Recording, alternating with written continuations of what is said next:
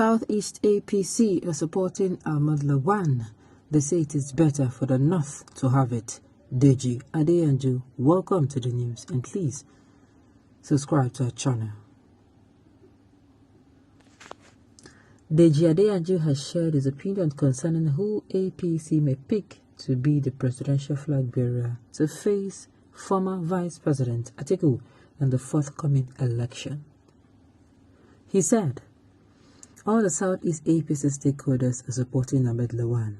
They say it is better for the North to have it since Southwest won't allow them have it.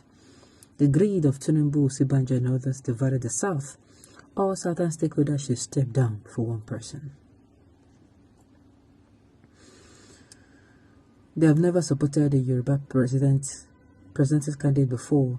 It is not a news. They opposed Awolowo. Okay.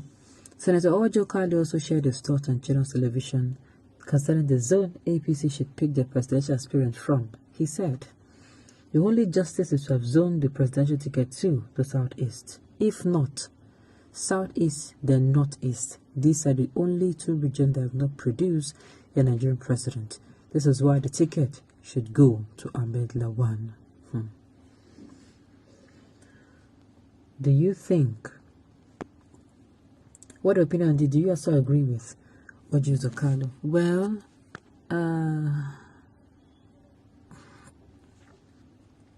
let me say this. The Southeast, in their quest for the presidential seat, they have done a lot of things, and people are beginning to see they're not united. But let me say this. Why most especially Ojo Zokalo is actually coming out to say this. Why he's coming out to say this is because, let me say this. If Jonathan climbs or emerges or goes up that position right now, what is going to happen is that after the North, just like now, on the normal, after the North, finishes his or her tenure, somebody from the South should go. Then that is what will happen then. Instead of it to power to go back to where the region that is not the Southeast, most of them are saying, okay, now then let it go to the Northeast, because truly, if you're looking at Nigeria's geographical zones and the geopolitical zones that have not been able to produce the president or the vice president, we're going to be talking about, just like the Southeast is suffering or a crying marginalization, so the Northeast is also doing the same.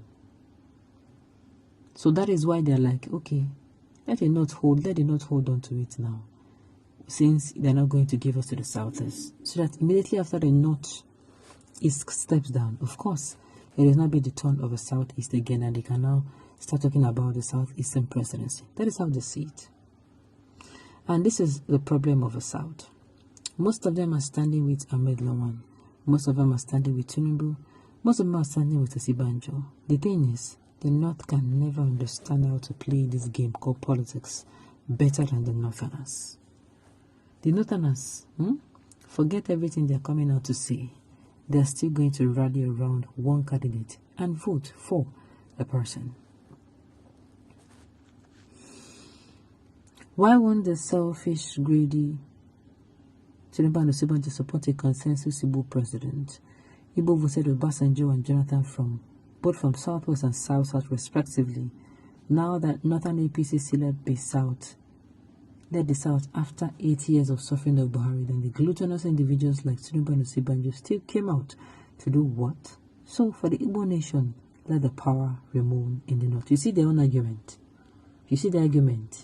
Since, they will not allow others to have it, then let it not come to the South at all. Yes, since Southwest said power should come to the South for them to take and told us power is taken, Southeast now said power should go to the Northeast. After all, Nigeria has geopolitical zones, and only Southeast and Northeast has not had since our 1999 democracy. Okay. Because the resources that generate the money cannot let them know how to join Southeast and South-South. Okay. We supported Obasanjo in 1999 and 2003. If power should come south, it should come to the southeast. If not, it should remain in the north. Are you now seeing the argument? Are you now seeing the argument? Okay.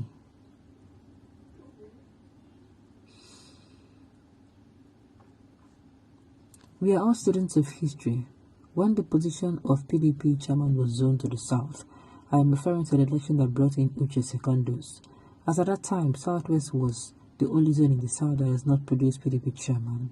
Bode George and other Yoruba leaders contested the election, but from nowhere Uche Secondus was brought in and eventually won the election. The argument back then was that PDP was not popular in the southwest. Back to APC saga. It's uncontrovertible that the Southwest was the pillars of APC during the formative years.